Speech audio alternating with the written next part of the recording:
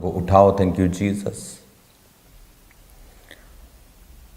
अपने हाथों को हिलाओ। Thank you Jesus. खुदाबंद आज तेरा पवित्र आत्मा अजीब और अचंभिरीति के साथ इन वचनों के द्वारा इनकी ज़िंदगी में कार्य करे। आज ये बाइबल टीचिंग, आज इस वचन का सुनाया जाना और सुना जाना बरकत का कारण हो। इनकी स्पिरिचुअल लाइफ सेम ना हो। मेरे सामर्थी परमेश्वर, तेरा पाक रूह अजीब और अचंभिरीति के साथ कार्य करे। प्रभु यीशु मसीह के पवित्र नाम में हम मांगते हैं, आमीन आमीन। Hallelujah. God bless you all. आज न्यायों की पुस्तक उसका 3, 4, 5, 6 बाब को हम पढ़ेंगे और हम सुनेंगे भी।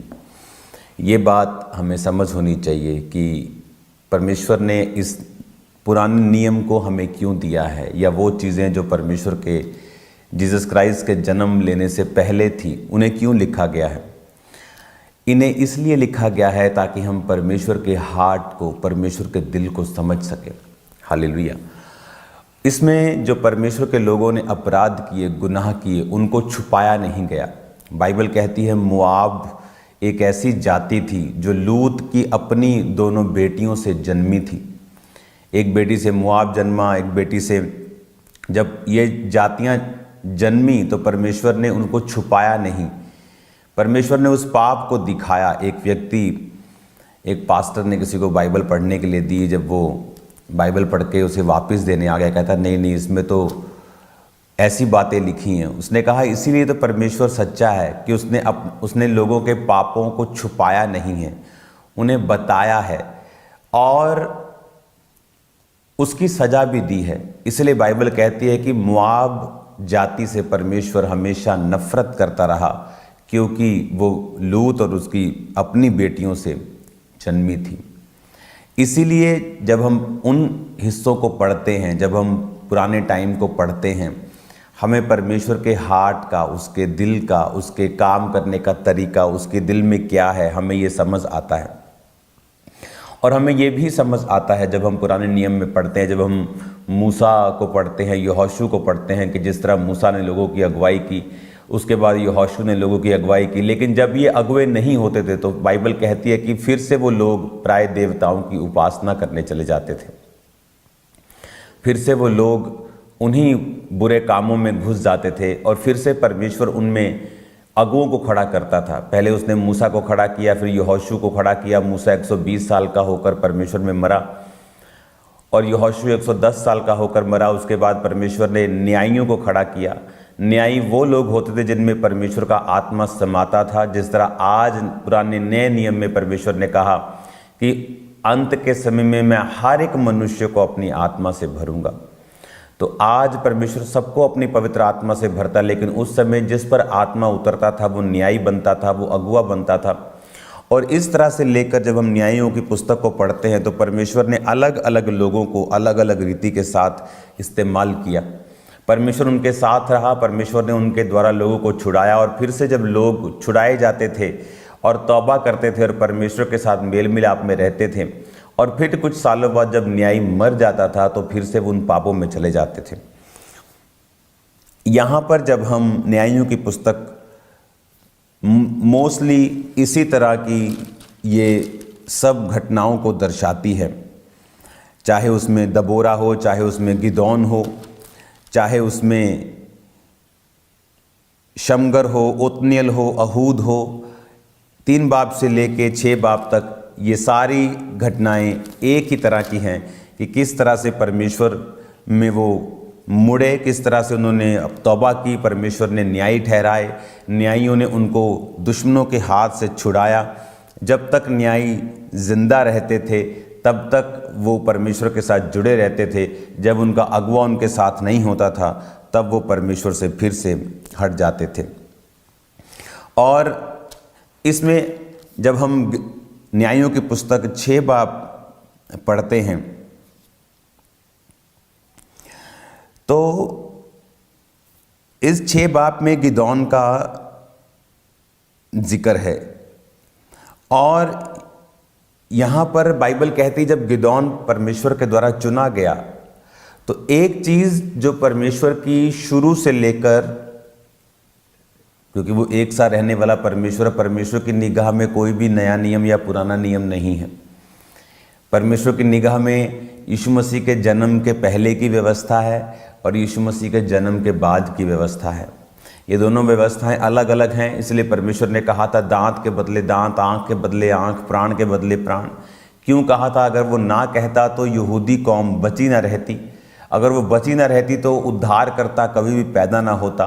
उस उद्धारकर्ता को बचाने के लिए पहले की व्यवस्था और थी, लेकिन जब उद्धारकर्ता प्रभु यीशु मसीह आ गए तो उसके बाद की व्यवस्था से अब दांत के बदले दांत नहीं, अब प्राण के बदले प्राण नहीं, जो तेरे दाहिनी पर मारे बाहिनी पर मारे दाहिना आगे कर दे। तो ये व्यवस्था चेंज हो गई और अब जीसस क्राइस्ट जब आ गए। लेकिन एक चीज़ आपने हमेशा से ये देखी होगी, जब गिदौन को चुना गया, जब गिदौन को परमेश्वर ने कहा कि शूरवीर सूरमा यहोवा तेरे संग है, तो बाइबल कहती है कि उसने कहा कि प्रभु 13 आयत में कि यदि यहोवा हमारे संग होता तो विपत्तियां हम पर क्यों पड़ती। 15 आयत में लिखा, प्रभु विनती सुन, मैं इज़राइल को कैसे छुड़ाऊं। देख मेरा कुल मनुष्य में सबसे कंगाल है और मैं अपने पिता के घराने में सबसे छोटा हूं। वो भी ये सेम बात कहता है कि मेरा कुल मनुष्य में, यानी मनुष्य कुल का वो था, कहता मेरा कुल मनुष्य में, यानी जितने भी कुल हैं मनुष्य में, आपकी जाति में जितने भी रिश्तेदार हैं, जितने भी आपकी जाति के लोग हैं, आप कहता मैं सबसे कंगाल हूं और कंगालों में मेरे पूरे जो कंगाल परिवार है, कहता मैं उससे सबसे छोटा हूं। लेकिन परमेश्वर कह रहा है ये शूरवीर सूरमा। इसलिए और नए नियम में भी पौलुस क्या कहता है कुरिन्थिया में, उसने कहा क्या तुम नहीं जानते परमेश्वर ने जगत के निर्बलों को और तुच्छों को चुन लिया। ये परमेश्वर की एक हॉबी है, ये परमेश्वर की एक कह लो कि उसकी एक थिंकिंग है कि मैं सबसे छोटों को, सबसे कंगालों को, सबसे निर्बलों को, सबसे कुचले हुओं को, सबसे तुच्छों को चुनूंगा, उन्हें बुलाऊंगा, उन्हें इस्तेमाल करूंगा और उन्हें जो अपने आप को उच्च समझते हैं उनसे भी अधिक ऊंचा करूंगा। अगर आपको इसको अच्छी तरह से पढ़ना है तो बाइबल कहती है, जब हम इन्हीं न्यायियों की पुस्तक को 7 अध्याय से पढ़ेंगे तो उसमें लिखा, गिदौन जो यरुब्बाल भी कहलाता है और सब लोग जो उसके संग थे सवेरे उठे और हरोद नामक सोते के पास अपने डेरे खड़े किए और मिधानियों की छावनी उनकी उत्तरी और मोरे नामक पहाड़ी के पास तराई में पड़ी थी। तब यहोवा ने गिदौन से कहा, जो लोग तेरे संग हैं वे इतने हैं कि मैं मिधानियों को उनके हाथ नहीं कर सकता, नहीं तो इजराइली ये कहकर मेरे विरुद्ध अपनी बड़ाई मारने लगेंगे कि हम अपने ही भुजबल के द्वारा बचे हैं। परमेश्वर कहता तेरे पास जो लोग हैं ना, ये इतने हजारों में हैं कि जब तुम लड़ने के लिए जाओगे और लड़के जीतोगे तो इन लोगों को ये लगेगा कि हम बहुत बड़ी गिनती में हैं, इसीलिए हम जीत गए हैं। आप देखो परमेश्वर का थिंकिंग प्रोसेस क्या है। इसलिए बाइबल में लिखा है कि आप अगर हम्बल होंगे, आप अगर नम्र होंगे तो परमेश्वर आपको बढ़ाएगा। इसीलिए मैं लोगों को ये बोलता हूँ कि इस संडे जितने मिरेकल हुए, जितनी हीलिंग्स हुई, जितनी डिलीवरेंस हुई, अगले संडे के लिए हमें एक फिर से नई ग्रेस की ज़रूरत है, फिर से हम्बल होने की ज़रूरत है, क्योंकि हम जानते हैं कि ये काम हम नहीं कर रहे, ये काम परमेश्वर का आत्मा कर रहा है। जब लोगों को ये समझ नहीं आती और वो उसी संडे की सेलिब्रेशन में लगे रहते हैं और अगले संडे क्या देखते हैं कि परमेश्वर का आत्मा उनके साथ नहीं है, क्योंकि परमेश्वर ये बताता है कि मैं तेरे ही बल से, तेरी ही शक्ति से ये काम नहीं कर रहा हूँ। अगर मैं ये बोल सकता कि मैं कंप्यूटर इंजीनियर था, मैं बड़ा चालाक था, परमेश्वर ने मुझे चुन लिया और इसीलिए जब मैं बाइबल पढ़ता हूँ मुझे परमेश्वर अलग अलग भेद देता है, इसलिए मैं बाइबल के वचन को अच्छी तरह सुना पा रहा हूँ, ऐसा नहीं था। उससे पहले परमेश्वर ने मुझे मेंटली अपसेट के अटैक्स से गुजारा, इतना लो कर दिया कि मुझे मालूम था कि मैं 0 करके उसके बाद परमेश्वर ने अपनी बाइबल मुझे दी, ताकि जब मैं वचन को सुनाऊं तब मुझे ये मालूम हो कि इसमें मेरा कोई लेना देना नहीं है, इसमें मेरी कोई ताकत कुव्वत, मेरी बुद्धि बल शक्ति नहीं है, बिकॉज टोटल जीरो माइनस होने के बाद परमेश्वर ने एक ग्रेस मुझे दी। और इसीलिए ताकि जब मैं ये वचन को सुनाऊं, तब जब मैं प्रीच करूं तो मुझे मालूम हो कि ये मेरी बुद्धि और शक्ति से नहीं बल्कि ग्रेस से हो रहा है। और यहां पर भी परमेश्वर कह रहा था कि इतने लोगों को तू लेके जा रहा है, ये लोग समझेंगे कि अपने भुजबल से ये जीते हैं, तो इनको कम कर। तो उसने जाके प्रचार किया कि जो कोई तुम में से डरता हो वापिस चला जाए। 3 आयत में लिखा तो कहता कि 22,000 लोग लौट गए, यानी 32,000 थे और 10,000 रह गए। परमेश्वर ने कहा अभी भी ज्यादा है, इतने लोगों से भी मैं तुझे जितवा नहीं सकता। कहता अब जाके नाले में चला जा, अब मैं उसे परखूंगा। और बाइबल क्या कहती है कि वह सोते के पास नीचे गया और परमेश्वर ने कहा जितने कुत्ते के समान जीभ से पानी चपड़ चपड़ करके पिए उन्हें अलग रख, वैसे ही वो जो घुटना टेक कर पिए। तो उसने 10,000 लोगों को कहा कि सोते के पास जाओ और पानी पियो। और कईयों ने पानी पिया पूरा, जैसे तसल्ली के साथ नहीं खाते लोग पीते, तसल्ली के साथ पूरा घुटने टेक कर, पूरा मुंह डालकर अच्छी तरह से पानी पिया।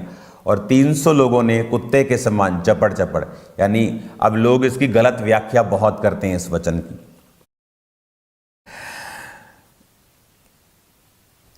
जब उन्होंने कुत्ते के समान चपड़ चपड़ पीने का मतलब कि उन्होंने पानी भी पिया और वो अलर्ट भी थे कि उनके आसपास क्या हो रहा है। अगर आप कुत्ते को पानी पीता हुआ देखें तो वो जब पानी को पीता है तो वो इधर उधर उसकी पूरी निगाह होती है।